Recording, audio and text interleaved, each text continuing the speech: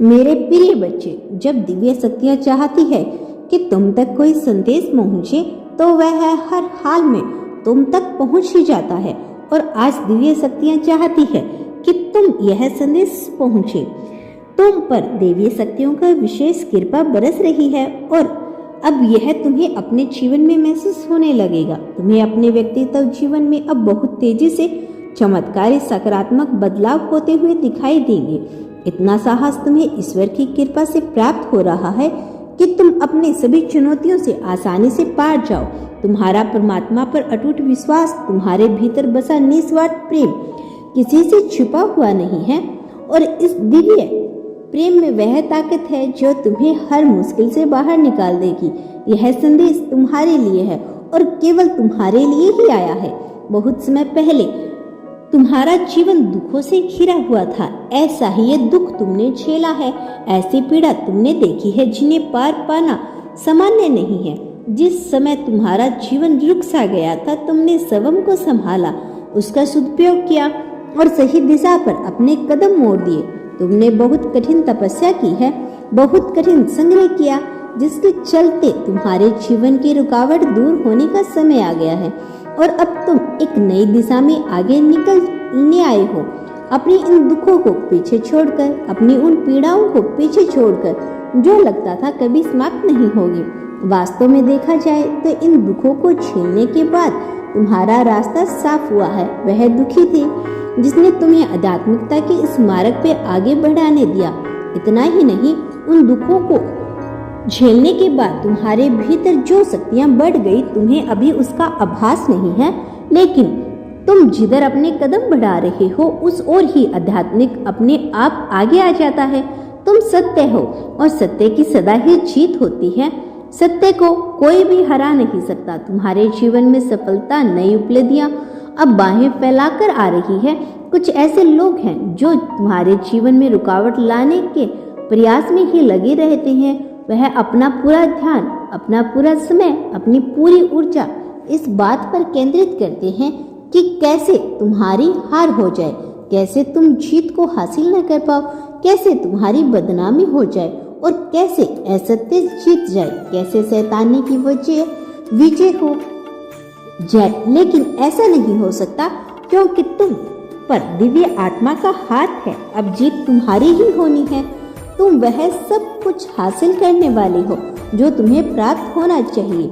मेरे प्रिय, शैतान कभी जीत नहीं सकता, फिर चाहे वह कितने भी अर्थक प्रयास क्यों ना कर ले, फिर चाहे वह किसी मनुष्य के भीतर उतर उससे भी अपने कार्य क्यों ना करवा ले, फिर चाहे वह किसी दिव्य आत्मा को ही अपने कब्जे में क्यों ना कर ले, फिर भी अंततः विजय पुण्य आत्माओं की होती है। अतः विजय ईश्वर के आशीर्वाद की ही होती है और तुम ईश्वर के आशीर्वाद से भरी हुई एक ऐसी ऊर्जा के बिंदु हो जिसे समाप्त कर पाना कतई संभव नहीं है, क्योंकि जिसका कोई अंत ही नहीं, जिसके कोई शुरुआत ही नहीं, जो बिंदु है, जो सदा से रहा है और जो सदा ही रहेगा, उसे कोई भला कैसे समाप्त कर सकता है। तुम नश्वरता से ऊपर हो, तुम इस संसार की चीजों से ऊपर हो। तुम वो ऊर्जा हो जिस ऊर्जा को समाहित करके एक मनुष्य स्वयं ही दिव्य हो सकता है। तुम वो ऊर्जा हो जिस ऊर्जा को प्राप्त करके एक संपूर्ण संसार की सकारात्मक रचना की जा सकती है। तुम ही सर्जन करता हो, तुम्हें हराया नहीं जा सकता। और जब तक मेरा पूरा हाथ है, जब तक पर मेरा पूरा सहयोग है, जब तक तुम्हारे साथ तुम्हारे पुरुष दिव्य आत्माएं अदृश्य फरिश्ते मौजूद हैं, तुम्हें हरा पाना किसी भी हाल में, किसी भी सूरत में संभव नहीं है। फिर चाहे कितनी ही काली शक्तियां अपना पूरा वश क्यों लगा ले, पूरे प्रचंड रूप में तुम पर ही क्यों ना हावी हो जाए, फिर भी तुम्हें हरा नहीं सकते। तुम्हारी जीत तो सर्वदा से लिखी जा चुकी है। तुम्हारी जीत को सदा सत्य के रूप में लिखा गया है, इसीलिए तुम्हें हरा पाना कतई संभव नहीं है। फिर चाहे अंधेरी काली रात में चमकते हुए शैतान ही क्यों ना आ जाए। मेरे प्रिय बच्चे, जो लोग तुमसे पाना चाहते हैं, जो लोग तुम्हें नीचा दिखाना चाहते हैं, वह काली शक्तियों के गिरफ्त में है। ऐसा नहीं है कि वह सदा से यही चाहते आए हो, लेकिन उनका अहंकार, उनके भीतर बसा अभिमान इतना हावी है कि वह यह देख ही नहीं सकते कि तुम प्रकृति की सीढ़ियां नियंत्रण चढ़ते चले जाओ। उन्हें तुम्हारी छोटी छोटी जीत से भी आपत्ति होती है। उन्हें तुम्हारे भीतर उठ रहे प्रकाश से आपत्ति होती है। उन्हें तुम्हारे भीतर के तत्वों से आपत्ति होती है। उनका तो तुमसे कभी भी सामंजस्य नहीं हो सकता। उनके भीतर से निकलने वाली ऊर्जाओं को तुम काट रहे हो, उस नकारात्मक ऊर्जा को काट रहे हो तुम, जो उनके भीतर मौजूद है। मेरे प्रिय बच्चे, इस संसार में मानवता को हराने के लिए बहुत सी नकारात्मक शक्तियां एकत्रित हो रही है। नकारात्मक शक्तियों का प्रभाव इस समय बढ़ रहा है। इस संसार में जितने भी पुण्य आत्मा है, उन्हें सताने का, उन्हें हराने का प्रयास किया जा रहा है। उन्हें नीचा दिखाकर, उनकी बदनामी करके, उनका धन खर्च करा के उन्हें नीचा दिखाने का, उन्हें हराने का पूर्ण प्रयास किया जा रहा है। नकारात्मक शक्तियों के एक बवंडर ने यह चाल चली है, लेकिन उन्हें आभास नहीं है कि वह कभी भी जीत नहीं सकते। हालांकि वह इस सत्य से वाकिफ है, क्योंकि अतीत में भी ऐसी बहुत सी घटनाएं हुई है जब नकारात्मक शक्तियों ने अपना सर्वोच्च कायम करने का प्रयास किया, लेकिन हर बार उन्हें मुंह खानी पड़ी, हर बार उन्हें गिरना पड़ा, हर बार उन्हें तक कर हार माननी पड़ी। लेकिन अब समय आ गया है उनके सर्वनाश का। लेकिन यह सर्वनाश एक पल्ले की भी शुरुआत होगी। महापल्ले एक ऐसा पल्ले है जिसमें सब कुछ बह जाएगा।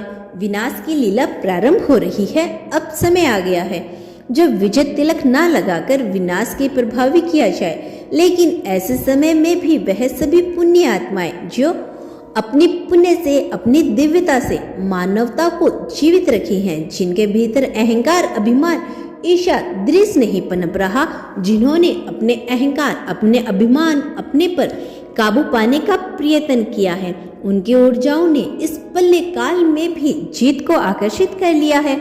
और जब उनकी जीत होगी तो विनाश चारों ओर होगा, किंतु उन पर उसका प्रभाव नहीं पड़ेगा।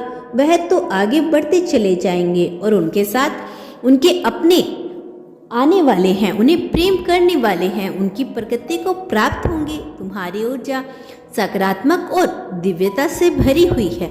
तुम्हारे भीतर जो प्रकाश आवेग बनकर फैल रहा है, तुम्हारे भीतर जो प्रकाश आवेश बनकर संचारित हो रहा है, तुम्हारे मन में उठ रही यही कंपन दिव्यता को ही छला रही है। ऐसी स्थिति में तुम यह देख पाओगे कि धीरे धीरे बहुत से लोगों को हानि उठानी पड़ रही है। तुम यह देख पाओगे कि वह सभी लोग जो नहीं चाहते थे कि तुम आगे बढ़ो, तुम्हारे जीवन से धीरे धीरे करके समाप्त हो जाएंगे। तुम यह देख पाओगे कि उनका पतन स्वयं ही हो रहा है, ना चाहते हुए भी उनका पतन हो जाएगा और उन्हें इतनी उठानी पड़ेगी कि तुम सोच भी नहीं सकते। वह खुद नहीं सोच सकते, लेकिन उसके कारण तुम नहीं हो, उसका कारण मैं नहीं हूँ, उसका कारण ऊर्जा नहीं है, उसका कारण कोई शैतान भी नहीं है। वास्तव में उसका कारण तो उनके अपने ही बुरे कर्म हैं, उनके अपने बुरे कर्म जिन्होंने उन्हें यहाँ तक धकेल दिया है। लेकिन उसके साथ ही तुम यह देखोगे कि तुम उनके समकालीन होते हुए भी प्रकृति की ओर बढ़ रही हो और तुम्हारे साथ साथ तुमसे प्यार करने वाले तुम्हारी चाहत महसूस कर पाओगे कि कैसे तुम्हारे साथ पहले भी हुआ है, क्योंकि तुम पहले से ही दिव्य आत्मा रहे हो, तुम पहले से ही ऊर्जा के भंडार रहे हो। वह ऊर्जा जो लोगों को अपने साथ लेके जाने को प्रेरित करती है, वह ऊर्जा जो नेतृत्वकर्ता के भीतर होनी चाहिए, वह ऊर्जा जो देवताओं के भीतर बसी होती है, वह ऊर्जा जो दिव्यता से परिपूर्ण होती है। इसका कारण यही है कि तुम्हारा वास्तविक संबंध कभी भी इस भौतिक जगत के, अलौकिक जगत के लोगों से रहा ही नहीं है। तुम्हारा वास्तविक संबंध तो पारलौकिक से रहा है, तुम्हारा वास्तविक संबंध तो दिव्य लोक से रहा है, तुम्हारा वास्तविक संबंध तो सदा से ही पुण्य आत्माओं से रहा है। तुम अनगुणों के वो गण हो जिसके एक एक छोर में सभी सकारात्मकता विद्यमान है। वह लीला आकाश जो तुम्हारे भीतर गुजर रहा है, वह तुम्हारे भीतर के ऊर्जा चक्कर से मिलकर बहुत बहुत तेजी से लोगों को अपनी ओर आकर्षित कर लेता है और तुम्हारे द्वारा निकली हुई वाणी लोगों को मंत्रमुग्ध कर सकती है। तुम्हें अभी इसका आभास नहीं, तुम्हें इसका अभी ज्ञान नहीं, लेकिन धीरे धीरे तुम यह समझ पाओगे जो बात मैं अभी तुमसे बता रहा हूँ कि कैसे ऊर्जा एक पूरा पिंड तुम्हारे आसपास विद्यमान है, कैसे तुम जीत को सदा ही आकर्षित करते आए हो, कैसे तुम्हारी बातों से प्रभावित होती चली जा रही है। मेरे प्रिय, इस अनंत ब्रह्मांड में बहुत सी ऊर्जाएं विद्यमान हैं, बहुत सी ऊर्जाएं हैं जो नवीन हैं, बहुत सी ऊर्जाएं हैं जो प्राचीन हैं, लेकिन हर एक से तुम्हारा संबंध रहा है, फिर चाहे वह बेहतर रहा हो, फिर चाहे वह बेहतर ना रहा हो, चाहे वह जीव रहा हो, चाहे वह निर्जीव रहा हो, चाहे पक्ष में रहा हो, चाहे सूक्ष्म जीव रहा हो, चाहे वृक्ष रहा हो, चाहे निर्जीव वस्तुओं की ऊर्जा ही क्यों ना हो, तुम्हारा संबंध सबसे ही सादा से ही रहा है। तुम्हें केवल अपने भीतर झांकना है, फिर तुम यह जान पाओगे कि कैसे संपूर्ण ब्रह्मांड में परास्थित हो रही है। समस्त ऊर्जा को तुम अपनी ओर आकर्षित कर सकती हो। एक बार तुमने इस पर नियंत्रण पा लिया तो फिर तुम इस संसार में जो चाहोगे उसे प्राप्त कर सकोगे। एक बार जब तुम अपने भीतर उतरोगे तो तुम जान पाओगे तुम कितनी सीमित मात्रा में चीजों को सोच रहे हो, तुम कैसे एक बड़े ब्रह्मांड विशाल ऊर्जा के भंडार होते हुए भी बहुत सी छोटी छोटी चीजें मांग रहे हो। तुम्हारी यह मांग तो बहुत ही जल्द पूर्ण हो जाएगी, लेकिन तुम्हें अपनी मांगों को बढ़ाना होगा, तुम्हें अपनी चाहतों का विस्तार करना ही होगा, तुम्हें उच्च श्रेणी की चीजों को ही मांग करनी होगी। तुम भौतिक जगत की बहुत सी छोटी छोटी चीजें मांग रहे हो, ऐसी चीजें जिनका अस्तित्व वास्तविक रूप में तुम्हारे लिए कुछ भी नहीं है।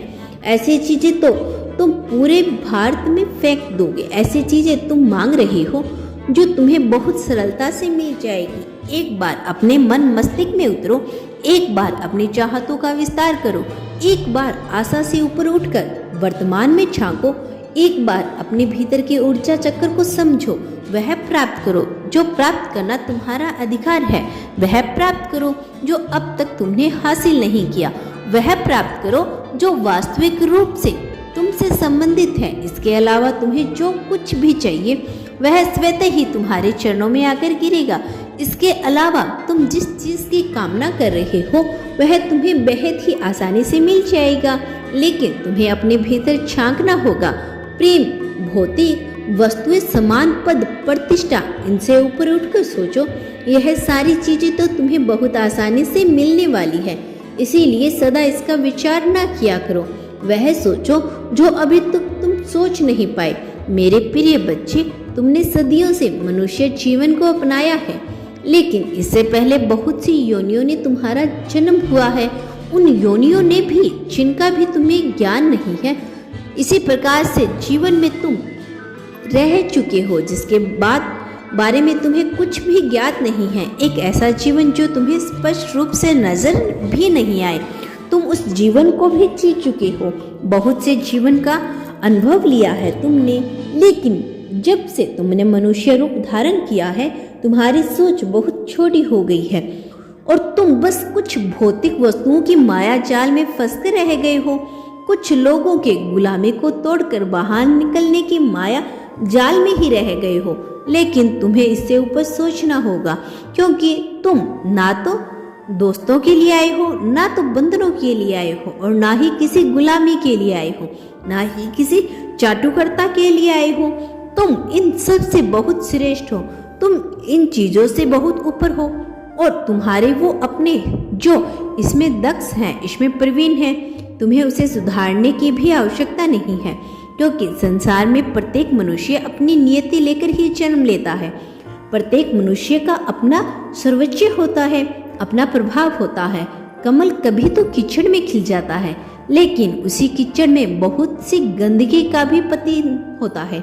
यह तो मनुष्य की नियति है, यह कीचड़ की गंदगी बनेगा या कमल बनेगा, किंतु उसे अपने धर्म का पालन करना होता है।